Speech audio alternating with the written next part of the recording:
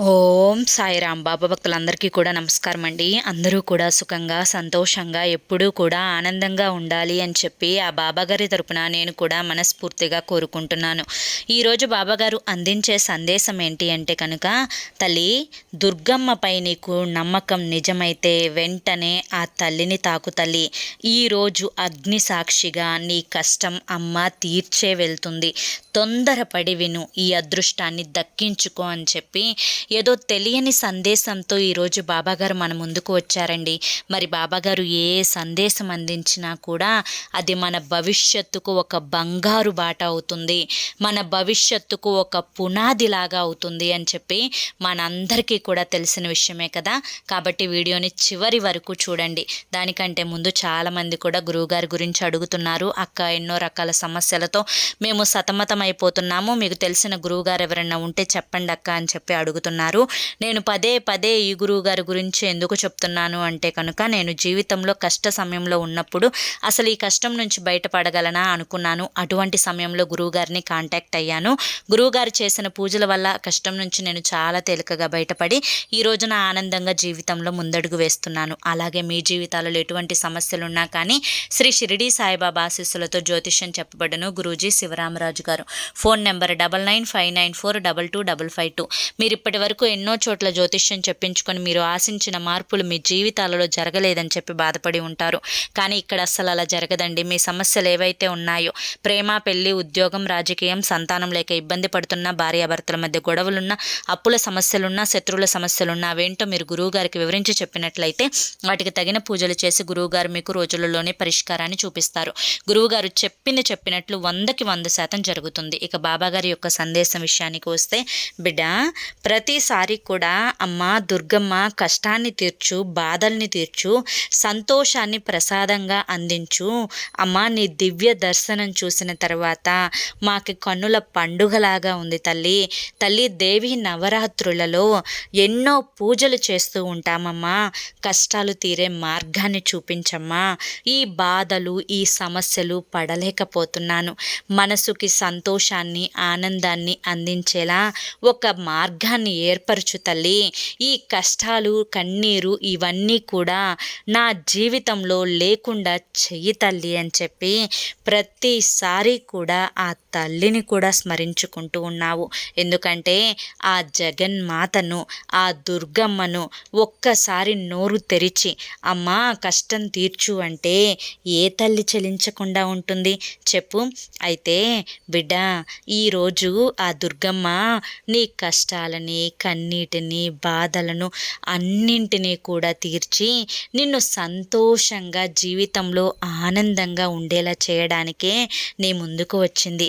అయితే వీటన్నింటి కోసం నువ్వు కొన్ని మాటలు తప్పకుండా జీవితంలో పాటించి తీరాలి. అప్పుడే జీవితం ఆనందంగా ఉంటుంది. బిడ్డ, తల్లి లేని వాళ్ళకి తల్లి విలువ తెలుస్తుంది, తండ్రి లేని వాళ్ళకి తండ్రి విలువ తెలుస్తుంది. ఈ రోజున ఆ తల్లి, తండ్రి ఇద్దరం మేమై నీకు ఈ యొక్క మంచి అందమైన బంగారు బాటని చూపిస్తూ ఉన్నాము. తల్లి మాట విని, తండ్రి బాటలో నడుచుకొని జీవితాన్ని ఆనందంగా మార్చుకో. అమ్మా దుర్గమ్మ సాక్షిగా ఈరోజు ఆ తల్లి, ఆ బంగారు తల్లి నీ యొక్క బాధలన్నింటినీ కూడా తీర్చడానికి నీతో ఈ మాటలైతే చెప్పబోతోంది.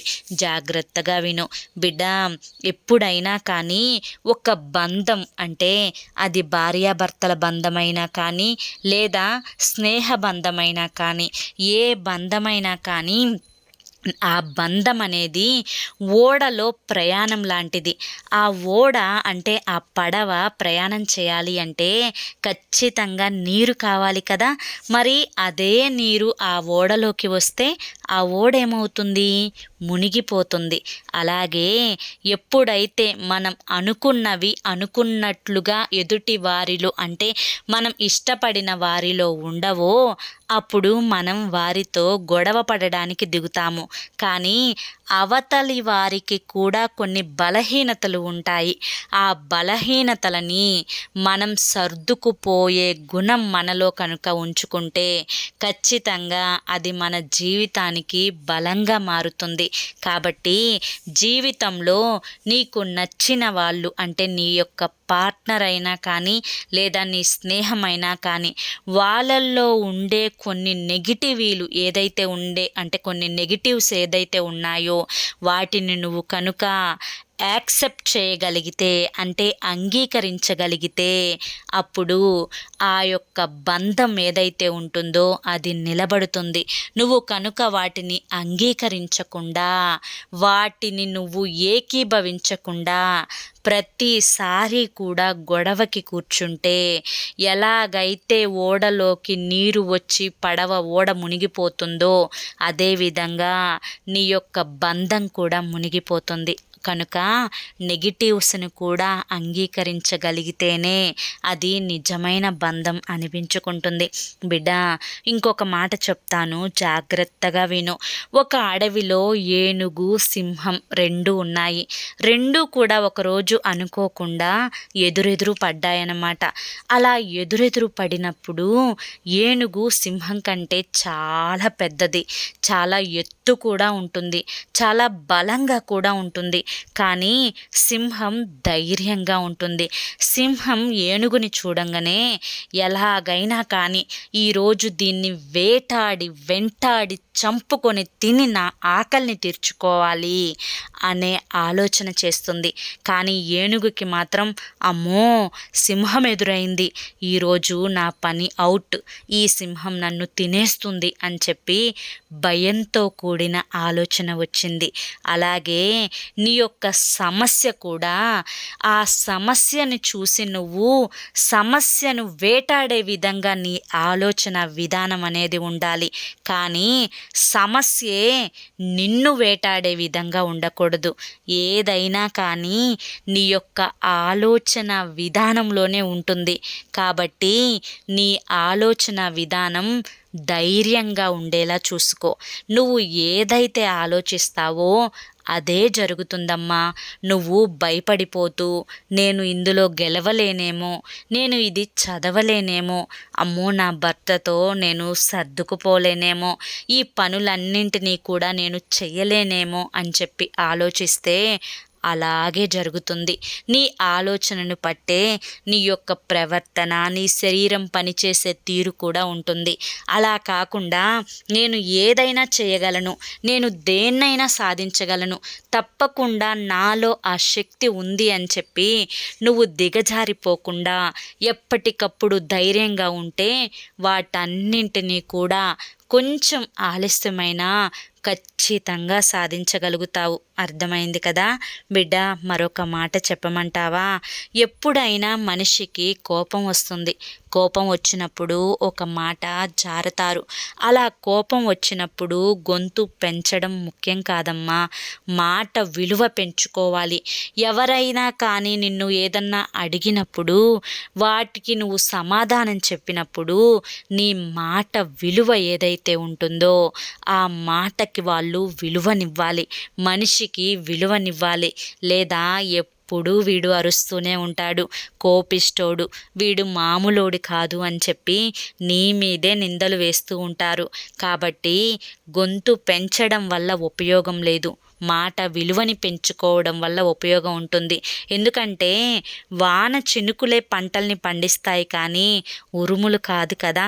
కాబట్టి మాట్లాడే ప్రతి మాట కూడా ఆలోచించి మాట్లాడటం చాలా ముఖ్యం. గుర్తుంచుకో బిడ్డ, ఎప్పుడైనా కానీ విజయాన్ని సాధించాలి అంటే ప్రయత్నించాలి. అలా ప్రయత్నిస్తూనే ఉండాలి. అబ్బా ఎన్నిసార్లు చేయాలి, ఎన్నిసార్లు చేసినా కూడా ఫలితం రావడం లేదు, ఓడిపోతూనే ఉంటున్నాము అని చెప్పి మైండ్లో ఎప్పుడు కూడా అనుకోకూడదు. ఓడిపోతారు అనుకుంటే ఖచ్చితంగా ఓడిపోతారు.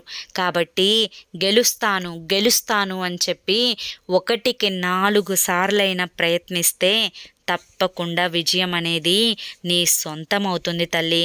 బిడ్డ, ఎప్పుడైనా కానీ ప్రతి మనిషికి కూడా కొంతమంది శత్రువులు ఉంటారు.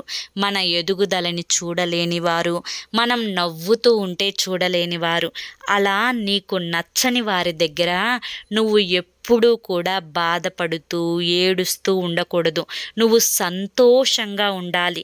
అలా నీ యొక్క సంతోషాన్ని చూసి వారిలో ఒక బాధ అనేది ఏర్పడుతుందన్నమాట.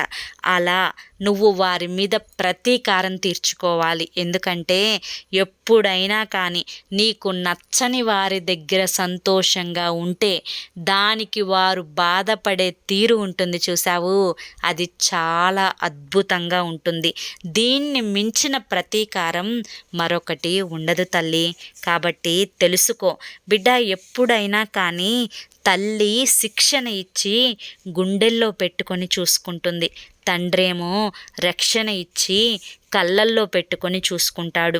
అందరూ కూడా అనుకుంటూ ఉంటారు, వయసు పెరుగుతుంది, చక్కగా నా పుట్టినరోజు వస్తుంది, నేను నా బర్త్డే సెలబ్రేషన్స్ ఇలా చేసుకోవాలి, అలా చేసుకోవాలి, నేను బర్త్డేకి పార్టీ ఇచ్చుకోవాలి, నా పుట్టినరోజుని ఒక పండుగలా చేసుకోవాలి అని చెప్పి. కానీ అందులో తప్పేమీ లేదమ్మా. కానీ చాలామంది కూడా వయసు పెరుగుతుంది అని చెప్పి అనుకుంటారే కానీ ఆయుష్ తగ్గుతుంది అని చెప్పి అనుకోరు. కావున ఎప్పుడూ కూడా నీకున్న సమయాన్ని వృధా చేసుకోకు. శ్రమ పడాలి, కష్టపడాలి.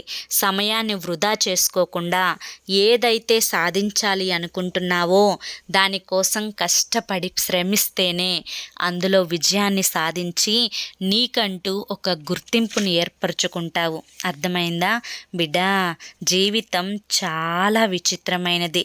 ఈ యొక్క విచిత్రమైన జీవితంలో ఎన్నో కష్టాలుంటాయి, ఎన్నో బాధలు ఉంటాయి, ఎన్నో సమస్యలు వస్తూ ఉంటాయి. ప్రతి చిన్నదానికి కూడా ఉలిక్కి పడకూడదు తల్లి. ప్రతి దాన్ని కూడా ఎదుర్కొని నిలబడతాను అని చెప్పి ధైర్యం ఉండాలి. ఎందుకంటే నీకు తెలియని నిజాలు కాదు కదా ఇవన్నీ. ఎప్పుడైనా మనిషి పుట్టిన తరువాత గిట్టక మానడు. కాబట్టి చనిపోతాము అని తెలిసి కూడా సంతోషాల కోసం వెతుక్కుంటున్నాము అంటే నిజంగా మనం చాలా ధైర్యవంతులం కదా. కాబట్టి ఎప్పుడూ కూడా మంచి వారికే కష్టాలు ఎందుకు ఎక్కువగా వస్తున్నాయి అని చెప్పి ఆలోచించకూడదు. ఆ కష్టాలని ఎలా ఎదుర్కోవాలి, అది మళ్ళీ రాకుండా ఎలా చూసుకోవాలి, ఈ ఉన్న చిన్న జీవితాన్ని ఆనందంగా ఆస్వాదిస్తూ ఎలా బ్రతకాలి అనేదే ఆలోచించుకోవాలి. బిడ్డ, ఎప్పుడైనా కానీ నీ యొక్క విజయాన్ని కానీ, నీ యొక్క బలాన్ని కానీ, నీ యొక్క ధైర్యాన్ని కానీ వీటన్నింటినీ కూడా అడ్డుకునేది ఏంటి అంటే కనుక నీలో ఉన్న ప్రతికూల ఆలోచనలు. కింద పడ్డావు ఒక్కసారి అని చెప్పి ప్రయత్నం ఆపేస్తే ఎలా? చిన్న బిడ్డ నడిచేటప్పుడు ఎన్నోసార్లు కింద పడతాడు. మోచిప్పలు ఎన్నోసార్లు పగిలి రక్తం కూడా కారుతుంది. మోకాళ్ళు పగులుతాయి, మోచేతులు పగులుతాయి, తల పగులుతుంది. అయినా ఆ బిడ్డ నడవడానికి ప్రయత్నిస్తూనే ఉంటాడు. అలాగే నువ్వు చేసే వ్యాపారంలోనో, నువ్వు చేసే బిజినెస్లోనో, ఉద్యోగంలోనో, నువ్వు చదువుతున్న చదువులోనో ఎన్నో ఆటంకాలు వస్తూ ఉంటాయి, కష్టాలు వస్తూ ఉంటాయి, నష్టాలు వస్తూ ఉంటాయి. కానీ అన్నింటినీ కూడా ఇలా చిటిక వేసినంత ఈజీగా తీసుకోవాలి. ఎందుకంటే కష్టం వచ్చినప్పుడు అలా కుంగిపోకూడదమ్మా. అలాగే సంతోషం వచ్చినప్పుడు అలా ఎగిరెగిరి పడకూడదు. అన్నింటినీ కూడా బ్యాలెన్స్ చేసుకుంటూ అన్నింటినీ కూడా ఒకేలాగా చూడగలిగితేనే జీవితం ఆనందమయం అవుతుంది. ఎప్పుడూ సంతోషంగా ఉండాలి, నవ్వుతూ ఉండాలి, ఆనందంగా ఉండాలి, తక్కువగా ఆలోచించాలి, ఎక్కువగా సంతోషించాలి. అప్పుడే ఆనందంగా జీవించగలుగుతావు. బిడ్డ, ఇవన్నీ కూడా ఈరోజు నీకు తల్లి స్థానంలో ఉండే ఆ దుర్గమ్మ తల్లి చెప్పింది. ఆ దుర్గమ్మ తల్లి నీ యొక్క అంటే తన బిడ్డ ఎప్పుడూ కూడా తెలివిగా, సంతోషంగా, ఆనందంగా జీవితంలో ముందడుగు వెయ్యాలి అని చెప్పి ఎక్కడికక్కడ తను కృంగిపోకూడదు, పడిపోకూడదు అని చెప్పి తను ఒక బిడ్డ భవిష్యత్తు గురించి ఎంత ఆలోచించి ఇదంతా చెప్పిందో నీకు కూడా తెలుసు కదా. మరి ఏదైనా కానీ ప్రయత్నించాలి, ఆచరించాలి, తల్లి చూపించిన బాటలోనే నడవాలి. అప్పుడే ఆ బిడ్డ భవిష్యత్తు బంగారంలా అవుతుంది. అర్థమైంది కదా. మరి ఈరోజు దుర్గమ్మ మీద నమ్మకంతో నువ్వు ఇదంతా విన్నావు అంటే కనుక ఆ తల్లి నీ యొక్క కష్టాన్ని తప్పకుండా తీర్చే వెళ్తుంది. కుదిరినప్పుడు ఒక్కసారి ఆ విజయవాడ కనకదుర్గమ్మని దర్శించుకునే ప్రయత్నం చెయ్యి. నీలో ఉండే శని దోషాలు, జాతక దోషాలు, గ్రహ దోషాలు అన్నీ కూడా తొలగిపోతాయి.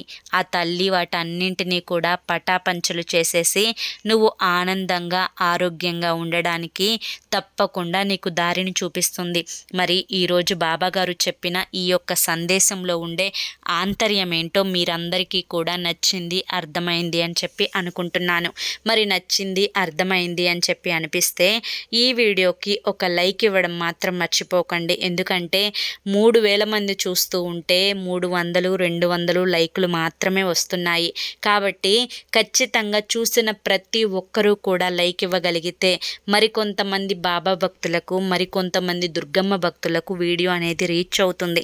ఎందుకంటే ఇందులో చెప్పిన ప్రతి మాట కూడా మీ భవిష్యత్తుకు ఉపయోగపడేదే. కాబట్టి ఖచ్చితంగా లైక్ ఇచ్చి సపోర్ట్ చేస్తారు అని చెప్పి కోరుకుంటున్నాను. మరి బాబా మీద అంటే బాబాగారి మీద గౌరవం ఉన్నా, దుర్గమ్మ మీద ప్రేమ ఉన్నా కానీ ఖచ్చితంగా కింద కామెంట్ సెక్షన్లో ఓం సాయిరామ్ అని చెప్పి టైప్ చేయండి. ఒక చిన్న లవ్ సింబల్ కానీ, ఒక చిన్న నమస్కారం సింబల్ కానీ కింద కామెంట్ సెక్షన్లో ఇవ్వండి. చూసిన ప్రతి ఒక్కరూ కూడా మీ మనసులో ఏదో ఒకటి ఏదనిపిస్తే అది కామెంట్ చేయండి. మరి రేపు మరొక మంచి వీడియోతోటి మళ్ళీ కలుసుకుందాం.